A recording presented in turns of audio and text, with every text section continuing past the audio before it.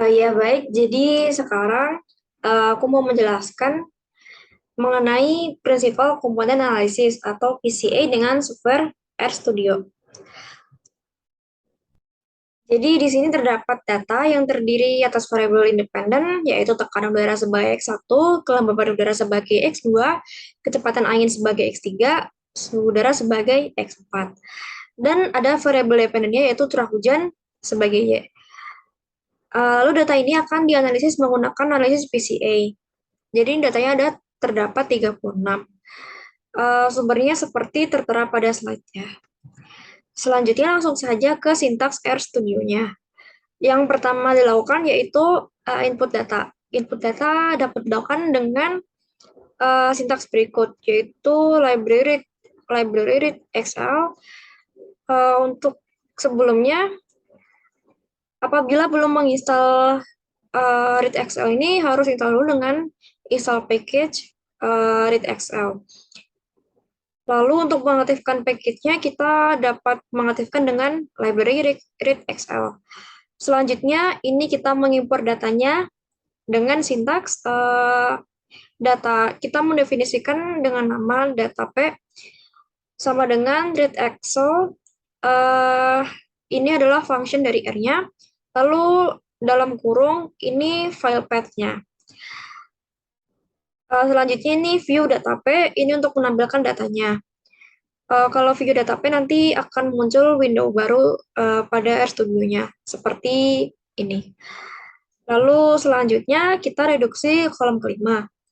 Kolom kelima yaitu curah hujan. Curah hujan ini adalah variabel Y. Variabel Y ini tidak digunakan dalam analisis PCA, sehingga direduksi saja.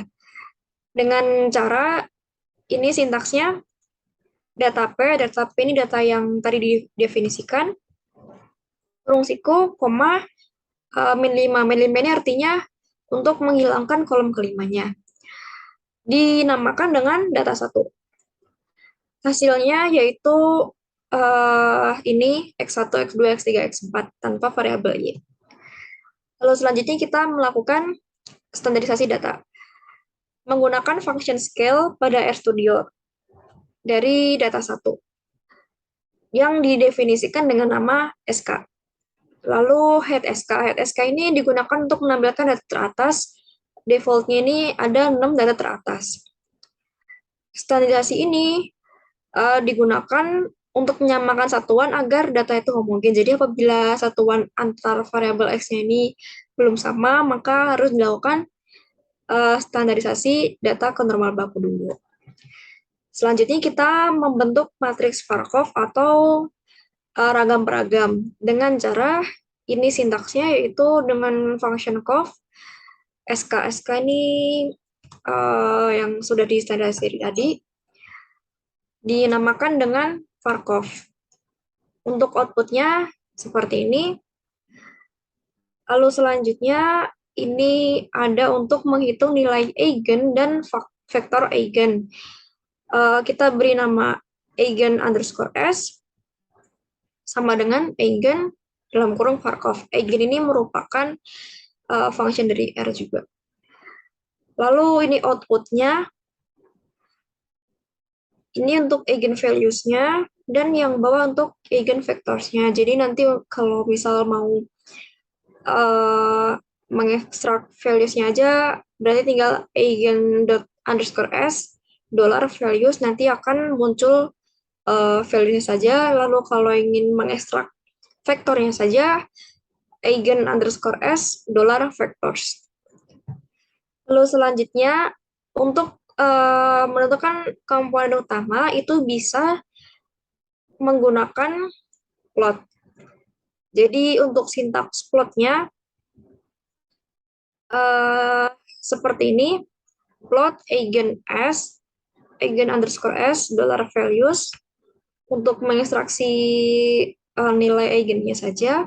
Lalu ini xlab untuk nama dari sumbu x, ylab untuk nama dari sumbu y, lalu main ini untuk nama dari plotnya ini. Lalu ini ada lines. Lines itu untuk menampilkan garis yang menghubungkan antar titik-titik agar plotnya ini lebih gampang untuk dibaca ya.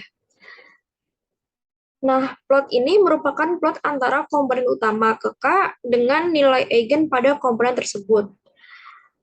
Lalu banyak komponen utama yang diambil itu adalah titik di mana terdapat penurunan yang tajam sebelum titik tersebut dan dilanjutkan dengan penurunan titik yang tidak tajam setelah titik tersebut. Jadi ini titik pertama, kedua, ketiga, dan keempat. Titik pertama ke titik kedua ini turun tajam, titik kedua ke titik ketiga ini juga tajam, lalu titik ketiga ke titik keempat ini cenderung kurang tajam. Jadi dapat disimpulkan berdasarkan plot ini banyaknya komponen utama yang dapat terambil yaitu 3.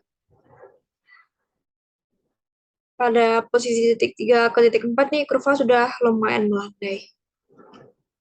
Lalu selanjutnya ini kita menghitung proporsi dari varians. Kita menggunakan perulangan for. Jadi ini untuk for